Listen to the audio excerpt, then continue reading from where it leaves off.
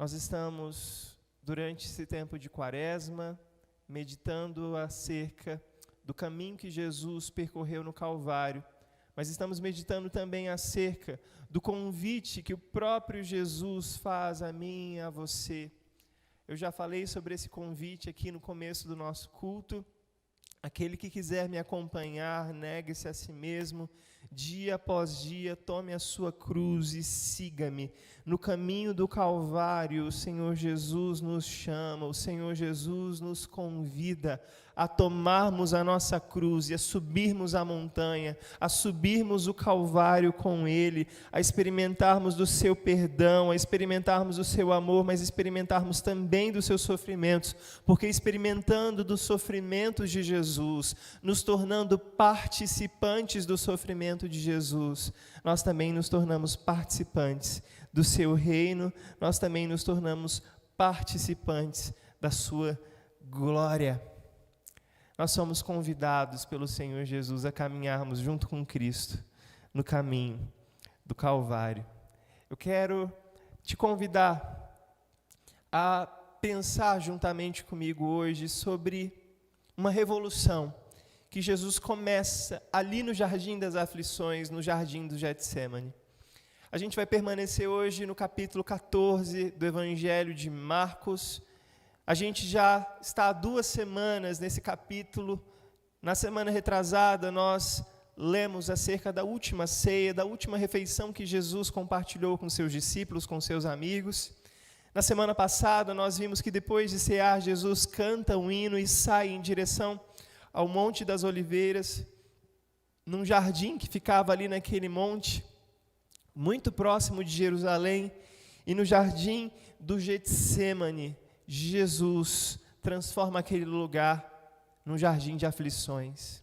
Jesus sente uma angústia, e uma angústia até a morte. E hoje a gente vai ver um episódio que está dentro do texto que a gente leu semana passada, mas que a gente não focou nessa parte. A gente vai ler essa pequena porção porque existem lições preciosas para tirarmos. Ali no Jardim das Aflições, uma grande revolução começa a tomar sentido, começa a tomar forma na mente daqueles discípulos que estavam amedrontados. Todos eles fugiram, mas uma grande revolução começa ali. Eu quero começar o sermão de hoje trazendo para você uma palavra do pastor presbiteriano da Igreja do Redentor, que fica na ilha de Manhattan, o pastor Timothy Keller. O pastor Timothy Keller, ao comentar sobre o que Jesus estava fazendo ali naquele jardim das aflições, depois, sim, de sofrer, depois de se sentir aflito e angustiado até a morte. O pastor Timothy Keller diz que por todos os evangelhos, Jesus fala constantemente sobre o reino do céu. Sobretudo o evangelho de Mateus, é o evangelho do reino. Mateus, você vai ver parábolas do reino dos céus, Jesus tratando acerca do reino dos céus. Por todos os evangelhos, Jesus fala constantemente sobre o reino do céu, o reino de Deus. Mas Jesus fala também sobre o reino deste mundo. E o pastor Timothy Keller explica para a gente o que seria um reino. Um reino é uma forma de organização, ou seja, uma forma de organizar as coisas para que elas funcionem. Quando um novo gerente, por exemplo, é designado para exercer a gerência sobre determinada empresa, quando um novo técnico é contratado para treinar um time, uma nova administração começa. E isso significa que as coisas serão diferentes a partir daquele momento em que o gerente, em que o treinador assume aquele time, em que o gerente assume aquela equipe. As coisas vão ser diferentes. Isso quer dizer que existe uma nova ordem para que as coisas sejam feitas, um novo conjunto de pressupostos e um novo conjunto de metas. Em geral, o que diferencia uma administração de outra administração é o conjunto de valores que essas administrações adotam. Esse conjunto é como se fosse uma lista encabeçada pelas coisas consideradas realmente importantes, as coisas muito importantes, e depois, lá no final da lista, as coisas menos importantes. Quando chega uma nova administração, as pessoas começam a reordenar seus valores e metas. A velha ordem das coisas é abolida e uma nova ordem é instituída.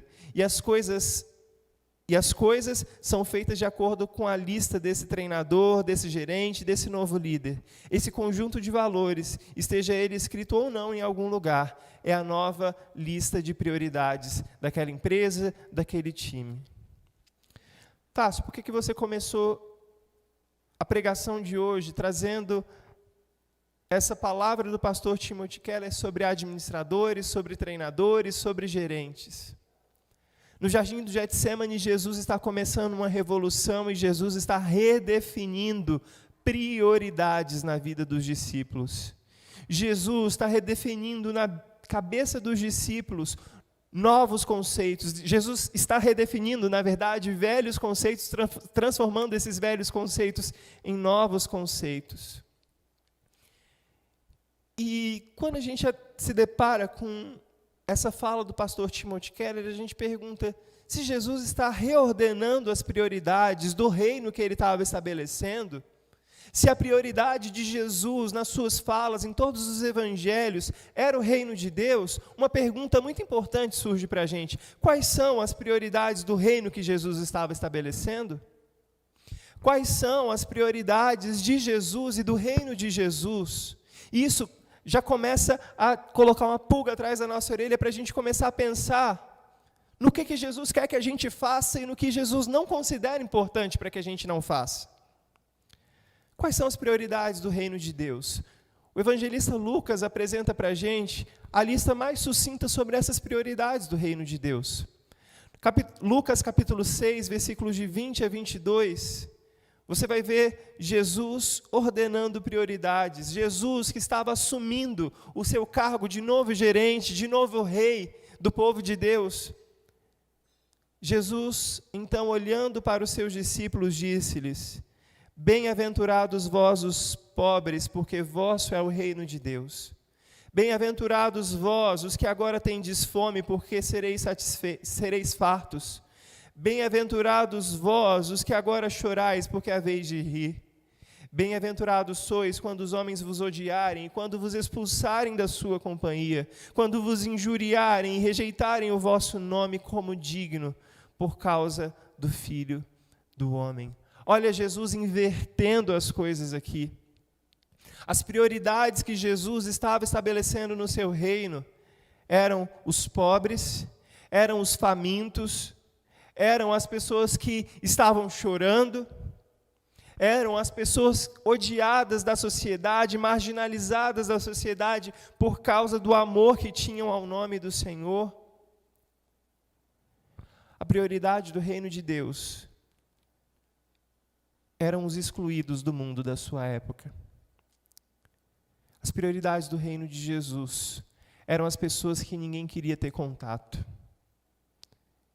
Mas se Jesus tinha como prioridade no seu reino essas pessoas rejeitadas, os pobres, os famintos, os aflitos, os que choram, quais eram as agendas, quais eram os tipos de pessoa que Jesus rejeitava?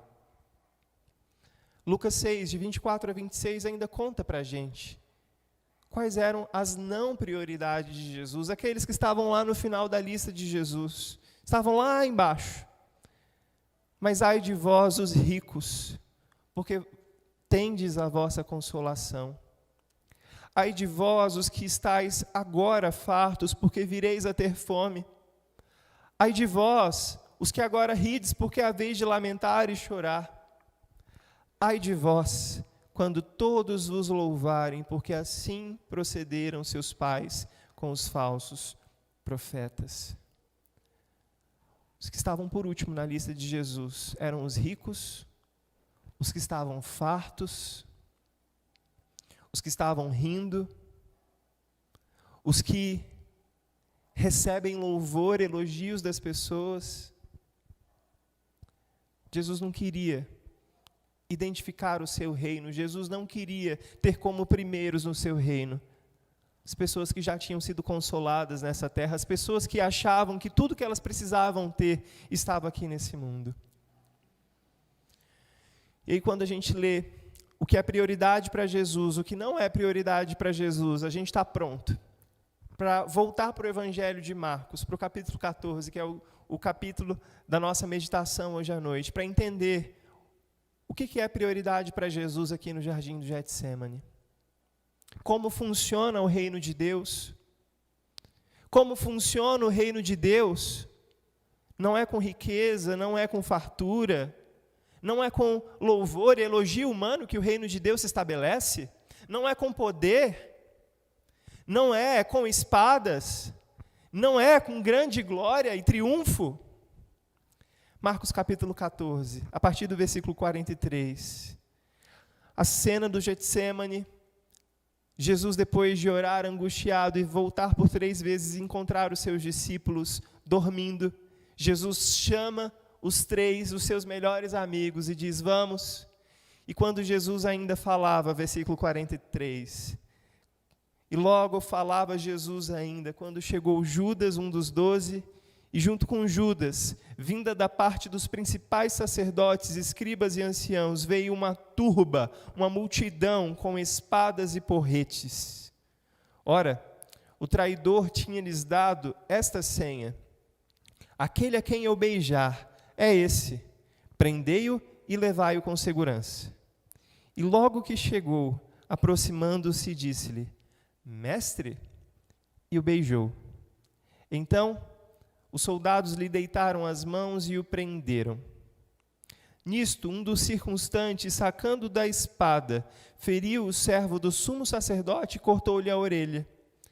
Disse-lhes Jesus, saístes com espadas e porretes para prender-me como a um salteador? Todos os dias eu estava convosco no templo ensinando e não me prendestes. Contudo, é para que se cumpram as Escrituras. Feche seus olhos, vamos orar mais uma vez. Querido Deus, muito obrigado pela Tua palavra, muito obrigado porque ela ainda hoje pode nos ensinar. Nessa hora eu te peço por iluminação do Teu Espírito Santo sobre mim, mas também sobre cada um dos meus irmãos que tem esse Espírito habitando dentro deles.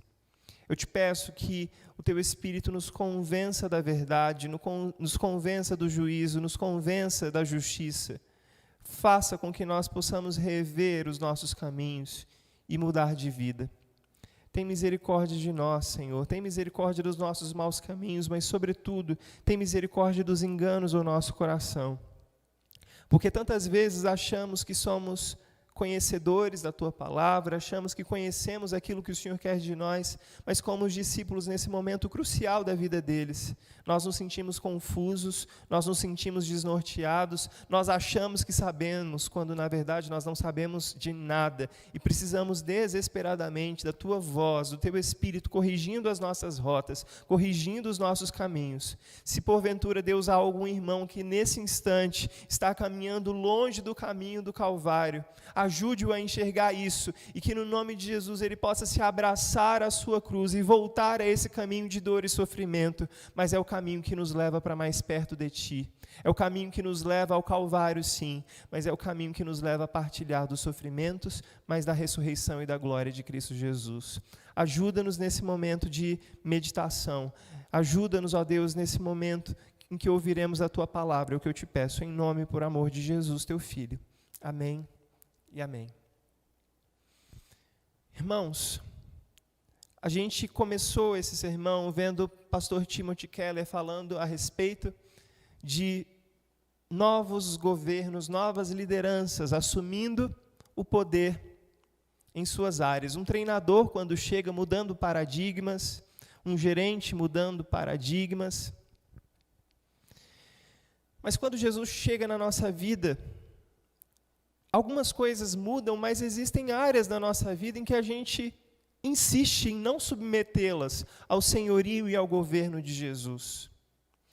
A gente acha que por viver num país cristianizado, a gente acha que por ter nascido no Evangelho, ser a terceira, quarta geração de cristãos na nossa família, a gente acha que sabe de tudo, que entende a forma como o reino de Deus funciona, a lógica do reino de Deus. E por mais que muitas vezes nós entendamos mesmo mentalmente, a gente entende apenas com a cabeça, mas não entende com o coração.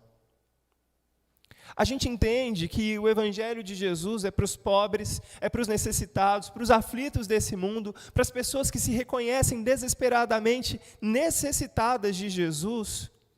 Mas no dia a dia, na prática, a gente não se comporta como pessoas pobres de espírito, como pessoas desesperadamente necessitadas de Jesus. Na verdade, a gente é muito o contrário disso, a gente se acha autossuficiente.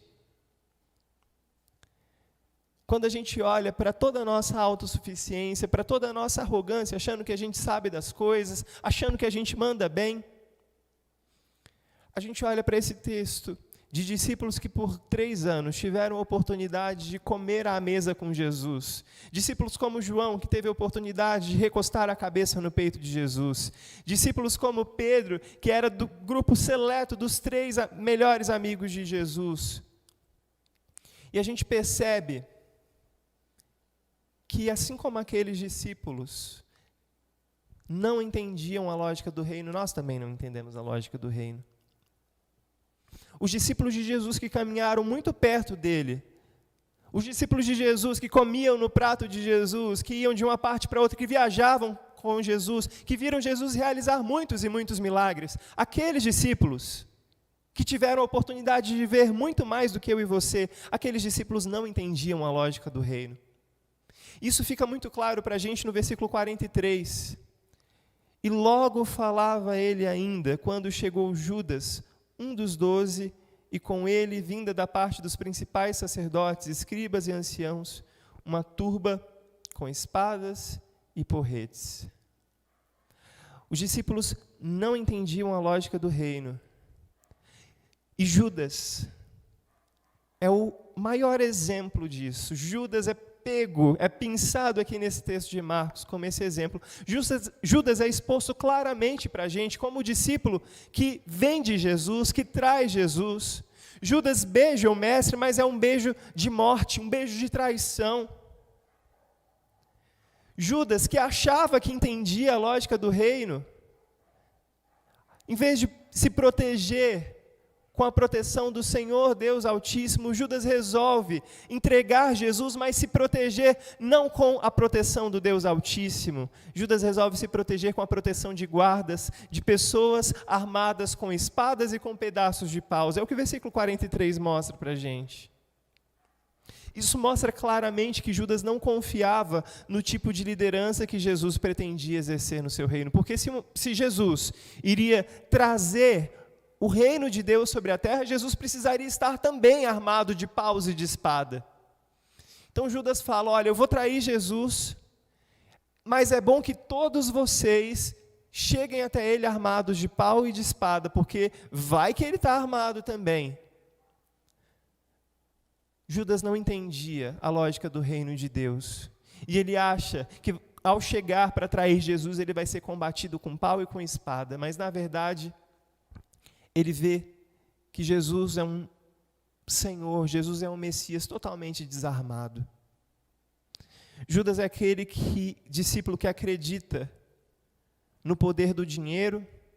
Judas é aquele discípulo que acredita no poder de paus e de espadas. Judas se apoia nas 30 moedas de prata que ele vai receber. Judas se apoia na proteção de uma turba, de uma multidão violenta, de uma multidão armada. Judas é o discípulo que confia nas multidões fanáticas. Judas é o discípulo que confia nos poderes e seguranças que esse mundo pode dar.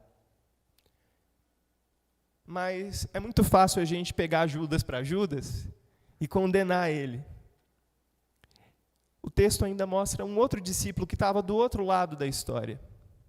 E, na verdade, o texto nem chama essa pessoa de discípulo. Olha só o que o versículo 47 diz, vai aparecer na sua tela.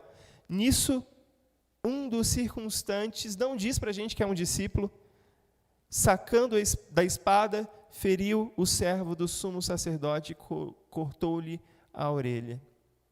Os discípulos não entendiam a lógica do reino.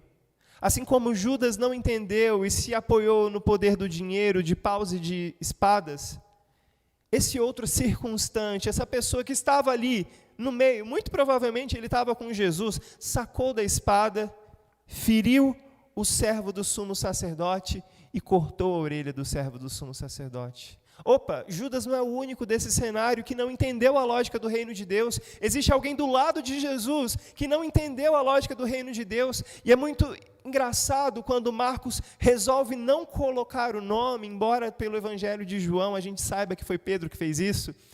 Marcos resolve não colocar o nome dessa pessoa, que é como se fosse muito possível que qualquer um de nós, eu, você, fôssemos esses que sacariam da espada para cortar a orelha do outro quando se sentisse ameaçado, quando se sentisse atacado. Judas não é o único nesse cenário. O versículo 47 apresenta esse outro personagem, até então misterioso, não identificado. Seria ele um discípulo? Mas cortar a orelha dos outros não é atitude de discípulo. Marcos não se atreve nem a chamar essa pessoa de discípulo. É um circunstante, alguém que está passando por ali. Discípulos de Jesus são capazes de cortarem orelhas de outras pessoas. Discípulos de Jesus são capazes de condenarem outros à morte. Discípulos de Jesus são capazes de dizer coisas indignas de um discípulo de Jesus. Marcos identifica essa pessoa como um circunstante. O texto conta para a gente que essa pessoa estava ali de passagem, mas ela simpatizava com Jesus. Esse personagem, embora esteja com Jesus, também acredita no poder que paus e pedras, paus e espadas podem proporcionar, na proteção que paus e espadas podem proporcionar. Essa pessoa acredita que o reino de Jesus, a lógica do reino de Jesus funcionaria também, olho por olho, dente por dente.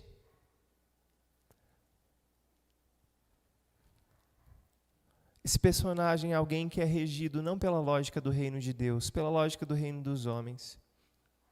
E não apenas Judas, mas essa outra pessoa, esse outro circunstante, provavelmente um discípulo, mas indigno de ser chamado de discípulo, tem a sua mente regida pela lógica do reino dos homens, pela lógica do reino desse mundo. Quem com ferro fere, com ferro será ferido. Olho por olho, dente por dente. Será que você, quando cresceu, não ouviu da sua mãe muitas vezes, se chegar em casa apanhado, vai apanhar de novo? Não é essa a lógica que eu e você conhecemos? Não é essa a lógica que o mundo tenta pregar para a gente, e a gente acha que o reino de Deus vai chegar com olho por olho, dente por dente. A gente acha que o reino de Deus vai vir, quem com ferro fere, com ferro será ferido. Eu não levo desaforo para casa. Brincou comigo, é tiro, porrada e bomba. Marcos não se atreve nem a dizer o nome desse discípulo, provavelmente porque eu e você seríamos capazes disso. Assim como os discípulos, Judas e esse outro circunstante, que a gente sabe que é Pedro, não entendiam a lógica do reino de Deus. Muitas vezes, eu e você não entendemos a lógica do reino de Deus. Nós não entendemos a lógica do reino de Deus. Judas foi exposto claramente como aquele que vem de Jesus, ele beija o mestre, mas Judas tem a proteção dessas pessoas com espadas e paus. Mas o que a gente pode dizer de cristãos hoje, que querem contar com a proteção de armas humanas?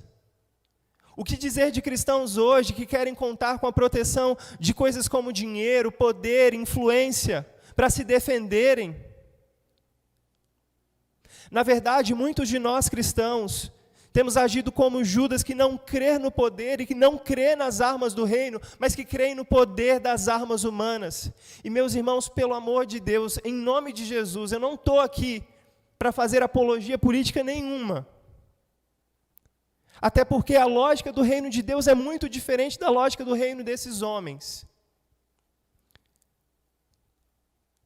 Mas tantas vezes eu e você, como discípulos de Jesus, temos lançado mão de paus, de espadas, de linguagem violenta. Tantas vezes eu e você temos contado com a proteção do nosso dinheiro, temos contado com a proteção do nosso poder, da nossa influência, das amizades que a gente faz, os contatos que a gente tem.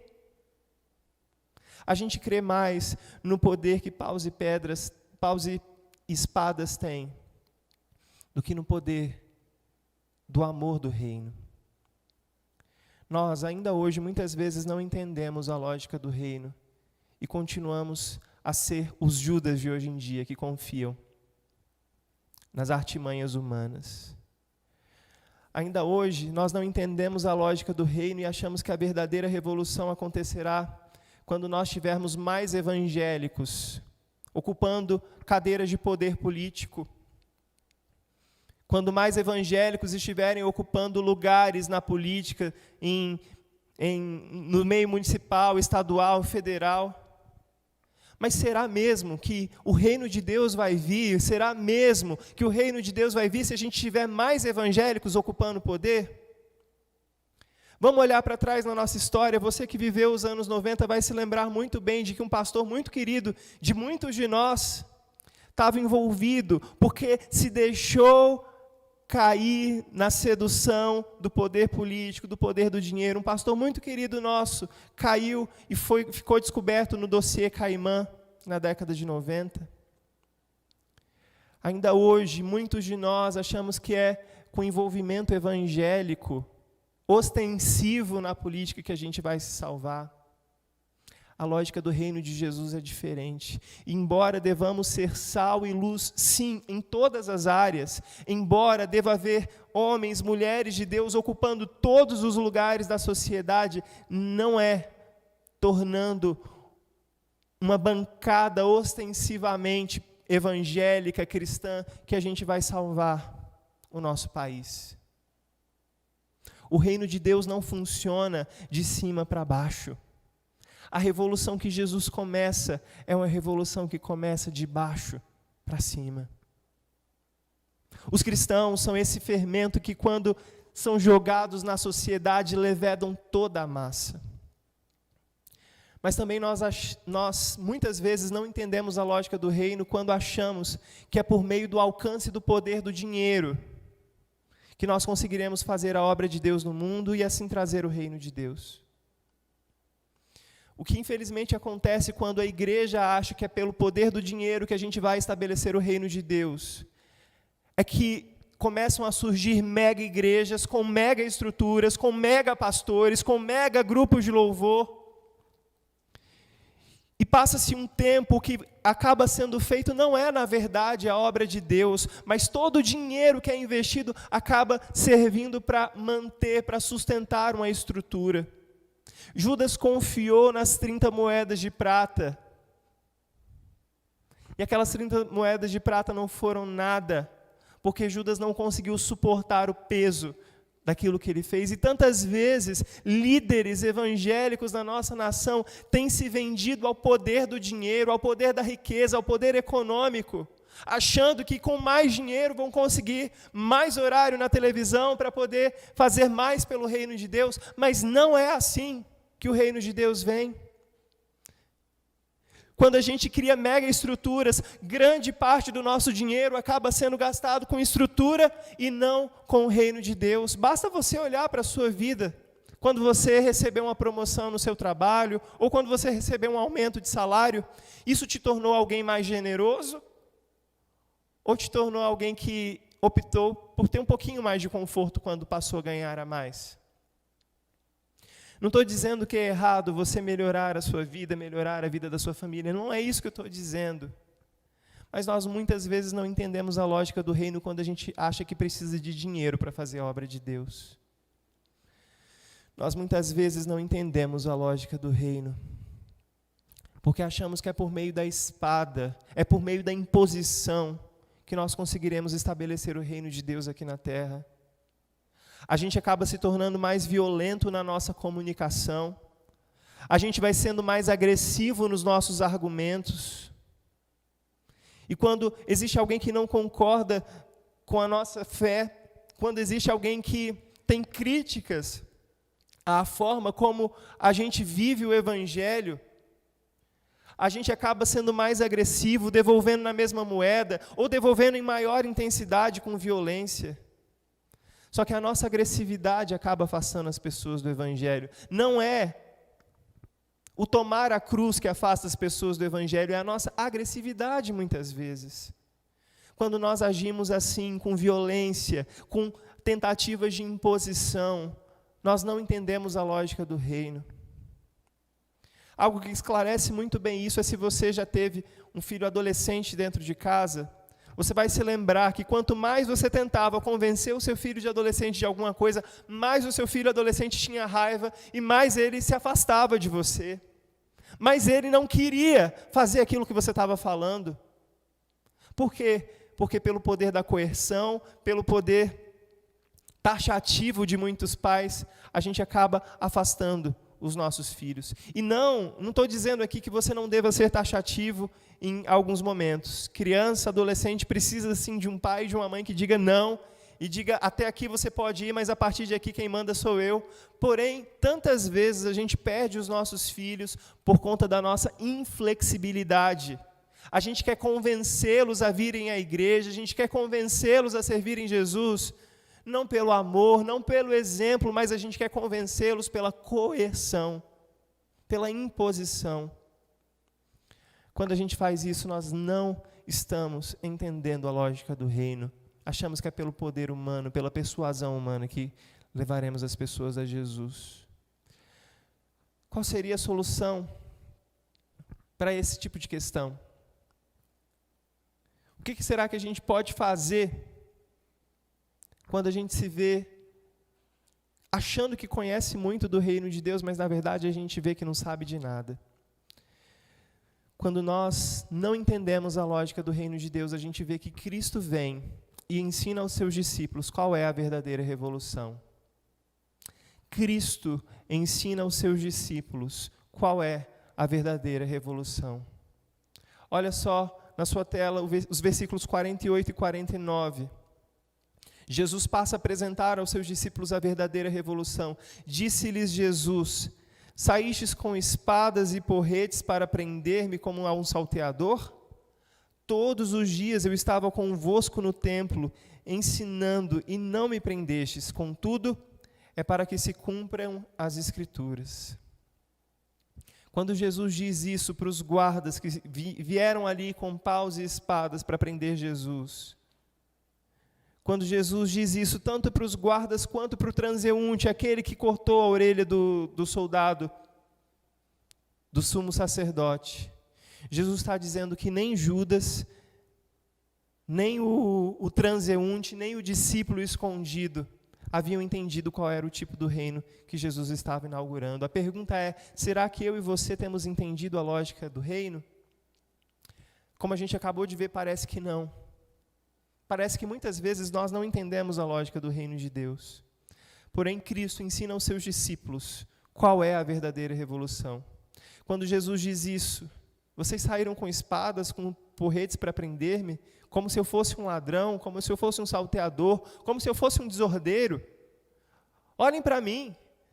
Vocês, soldados, me viram várias vezes quando eu entrei no templo. Vocês, soldados, que servem de escolta, que servem de seguranças para aqueles sumos sacerdotes, para aqueles religiosos cheios de suntuosidade, vocês viram, todas as vezes que eles vieram me perguntar sobre coisas, eles ficaram furiosos. Quantas vezes eu levantei a voz? Quantas vezes vocês me viram erguer a espada? Por que vocês vêm até mim? Como se eu fosse um ladrão? Como se eu fosse um salteador? Jesus mostra com isso que o reino dele não é estabelecido pela força. Zacarias capítulo 4, versículo 6. Nós vemos a promessa sobre a vinda desse Messias. E nessa promessa de Zacarias 4:6, Zacarias, cheio do Espírito Santo, ouvindo os oráculos do Senhor, diz: nem por força, nem por violência, mas é pelo meu Espírito, assim diz o Senhor.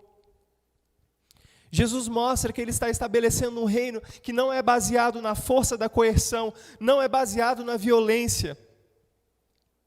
A verdadeira revolução, o reino de Deus vem e virá pelo poder do Espírito. Nós vimos isso hoje pela manhã.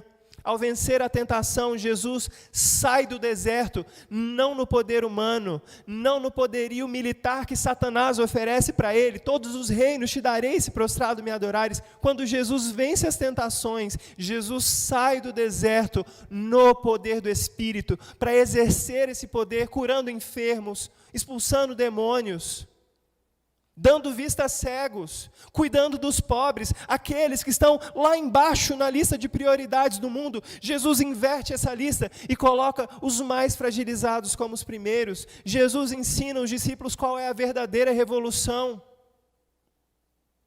Não bajulem sacerdotes, não bajulem Roma, mas procurem trazer justiça para a sociedade.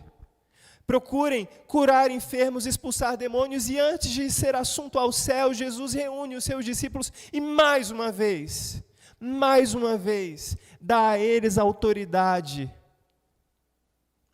Dá a seus discípulos autoridade para irem e pregar o Evangelho por todas as nações, batizando, sim, em nome do Pai, do Filho e do Espírito Santo, mas também ensinando-os a guardar tudo que Jesus havia ordenado. E Jesus promete: estarei com vocês até a consumação dos séculos.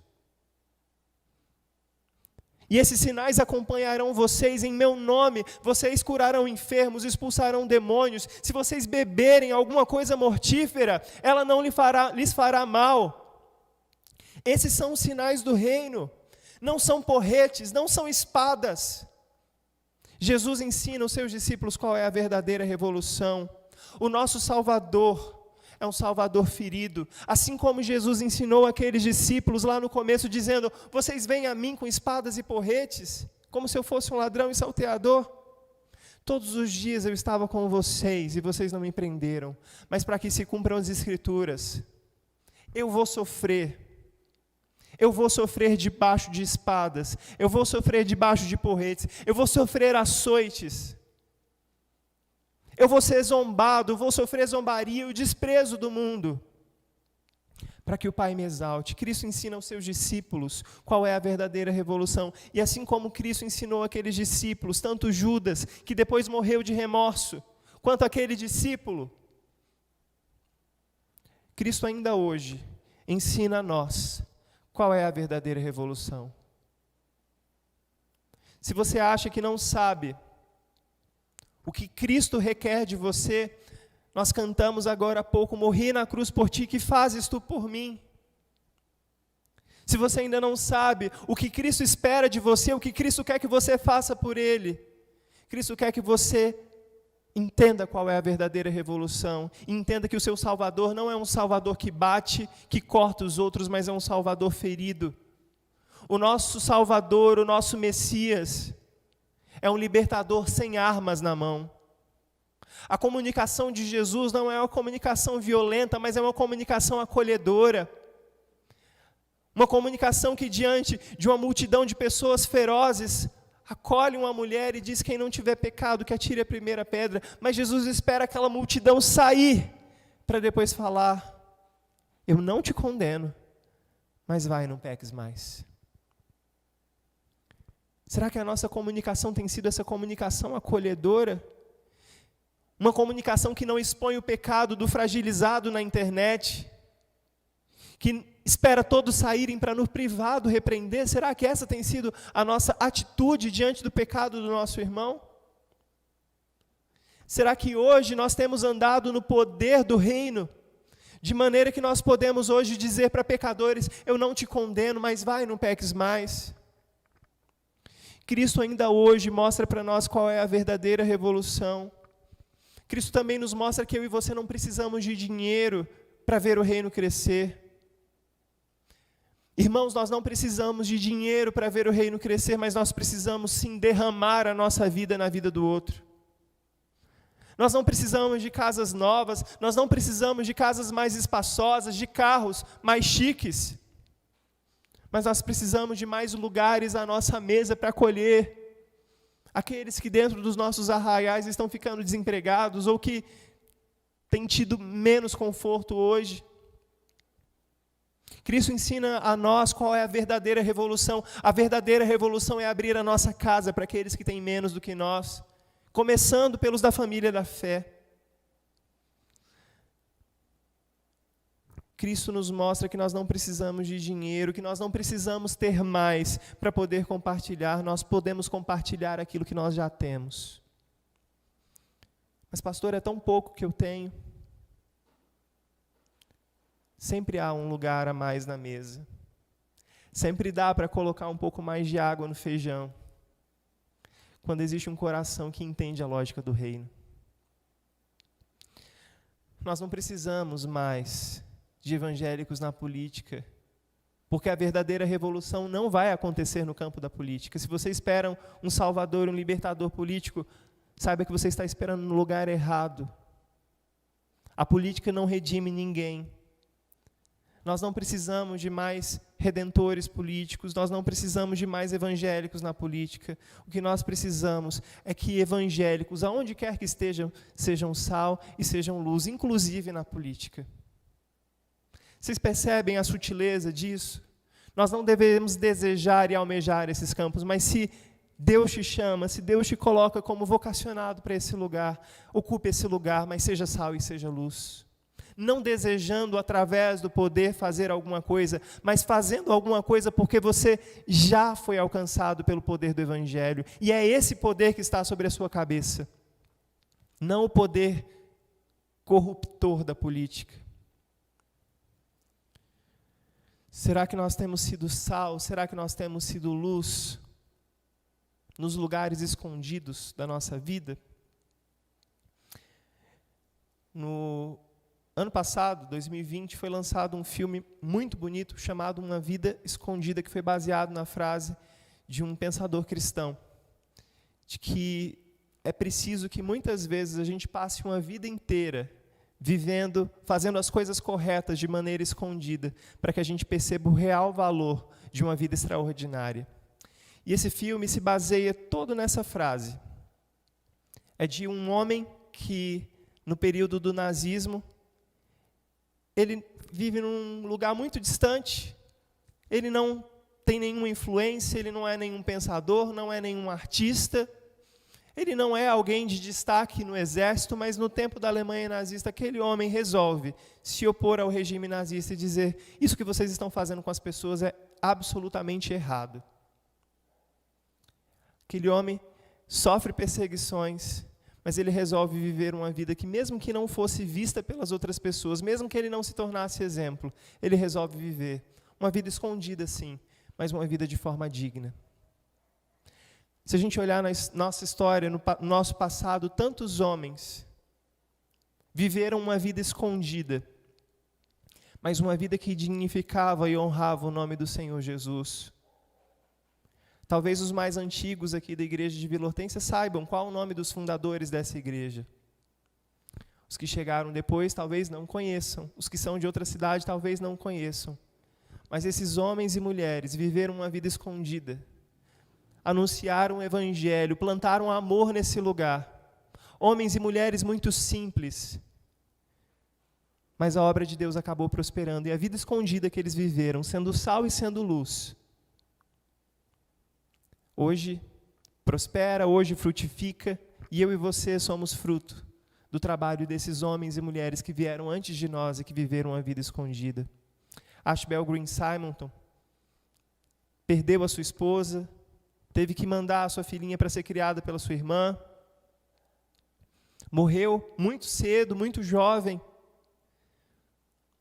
saiu de lá do seu país para viver uma vida escondida aqui, nos rincões do Brasil, um Brasil ainda muito no início de um processo de urbanização. Ele veio para cá pregando em sítios. A vida escondida daquele homem. Hoje eu e você vivemos, somos fruto do trabalho dele. Cristo ensina para nós hoje qual é a verdadeira revolução. A verdadeira revolução é no silêncio do nosso dia a dia, no silêncio do nosso trabalho, na louça que você lava na sua casa, no amor que você derrama no seu filho, quando a sua vontade, na verdade, é de mandar ele sair de perto. Na dedicação que você dá ao seu cônjuge, na sua fidelidade, pagando seus impostos, é vivendo uma vida escondida que está a verdadeira revolução. É sendo um pobre de espírito. é sendo um faminto por justiça. Cristo ensina a nós hoje qual é a verdadeira revolução. Timothy Keller, mais uma vez, ele está citando agora um outro escritor chamado Michael Wilcock. Ele diz que Michael Wilcock observa que na vida do povo de Deus haverá sempre uma incrível inversão de valores. Os cristãos sempre valorizarão o que o mundo considera insignificante e suspeitarão daquilo que o mundo considerar desejável. As coisas que o mundo coloca no fim da lista estão no topo da lista do reino de Deus. E as coisas tidas como suspeitas aos olhos do reino de Deus são valorizadas pelo reino deste mundo. O que está no topo da lista do reino desse mundo? Poder e dinheiro. E aí a gente vai para Lucas capítulo 6. Vós que sois ricos. É isso que o nosso mundo valoriza, poder e dinheiro. O nosso mundo valoriza também sucesso e reconhecimento. Vocês que desejam os elogios das outras pessoas, Lucas 6 conta para a gente. Essas duas coisas, na verdade essas 4 coisas estão no topo da lista do reino desse mundo: poder, dinheiro, sucesso e reconhecimento. Mas o que é que está no topo da lista de Deus? No topo da lista do reino de Deus? Fragilidade e pobreza. Bem-aventurados vós os pobres. No topo da lista de Deus está sofrimento e rejeição. Bem-aventurados sois quando os homens vos odiarem. A lista do reino de Deus é invertida. A lista do reino de Deus prioriza, valoriza aqueles homens e mulheres que vivem uma vida escondida. Escondida sim, mas uma vida digna do Evangelho. Às vezes a gente quer fazer uma grande revolução para influenciar a nossa sociedade. Mas, na verdade, o Senhor espera de nós fidelidade, humildade e submissão. O Senhor espera de mim e de você que tomemos a nossa cruz e sigamos Jesus no caminho do Calvário. O Senhor espera que deixemos o topo da lista desse mundo. E a gente pega esse topo da lista do mundo e inverta, coloca esse topo da lista lá embaixo. E para o topo da nossa lista vão estar os humildes, os rejeitados, os famintos, aqueles que desejam mais de Deus, aqueles que choram, aqueles que têm fome e sede de justiça. Que no nome de Jesus seja a estes que nós valorizemos. Que no nome de Jesus, eu e você, sejamos estes. Porque os que seguem Jesus não têm pretensões de carregar consigo paus e espadas ou os poderes desse mundo. Mas os que seguem Jesus, o seguem em humildade, submissão e amor. Que Deus te abençoe. Que você seja fortalecido por essa palavra e viva isso durante essa semana.